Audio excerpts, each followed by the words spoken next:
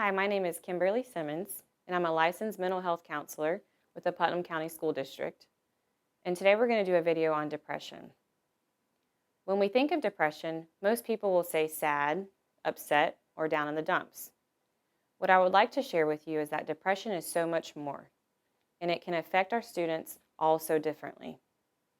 Depression has many tentacles that will reach out and grab hold of the things in your life, making it hard to maintain interest in activities, keep relationships with others, and remain concentrated on the things that are important. Depression is considered a mood disorder where you have persistently depressed mood or loss of interest in activities that causes significant impairment in your daily functioning. Those are big fancy terms for someone who has a mental health illness, which is more than just feeling sad or being in a bad mood.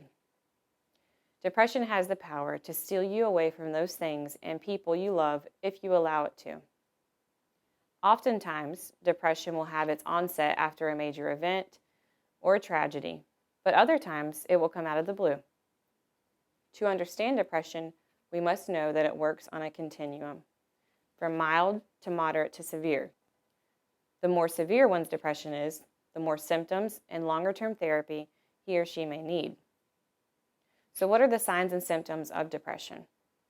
How would you know if you were clinically depressed or if a loved one is experiencing this?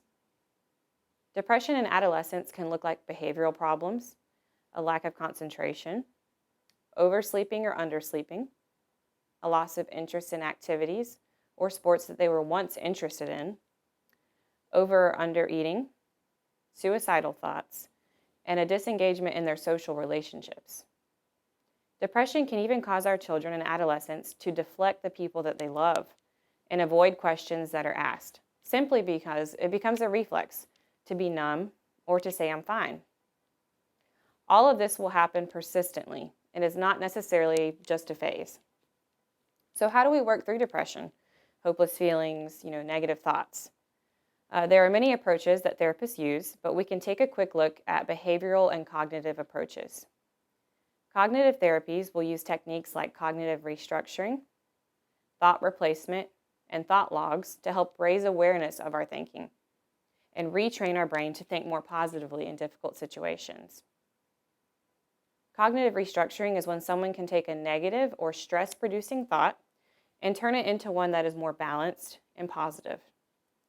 For example, you walk into a room full of people, everyone turns and looks at you. Negative thoughts are going to pop up in your head, like, why is everyone looking at me? Everyone must think that I look weird. These thoughts would most likely cause someone to walk back out of the room or to feel insecure about those who are in there. So in this situation, cognitive restructuring would be to walk into the room, recognize that negative thinking, and then instead of being embarrassed and allowing those thoughts to drive our behavior,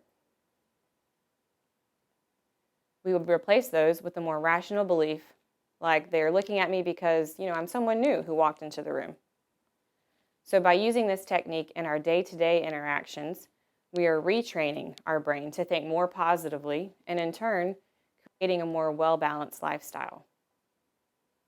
We can also look at behavioral approaches to depression like opposite action. So if you are able to recognize that you or a loved one is starting to head in that downward spiral of feeling sad, hopeless, irritable, or depressed, it is important to try opposite action in the early stages. Opposite action involves choosing to do exactly the opposite of what your emotions will tell you to do. So for example, when we start to feel hopeless or sad, we will tend to withdraw from others and sleep more often. Opposite action would be to make set plans for the day with a friend so that you are unable to withdraw and sleep all day. Now that we know what depression is and we have a few tools when facing it, it is important to share this knowledge with others and to not be afraid to reach out for help. The district has a lot of resources to offer students and parents who may be having signs or symptoms of depression. Please reach out to your child's school counselor, or you can give us a call at 386-312-2286. There's also a national hotline for suicide.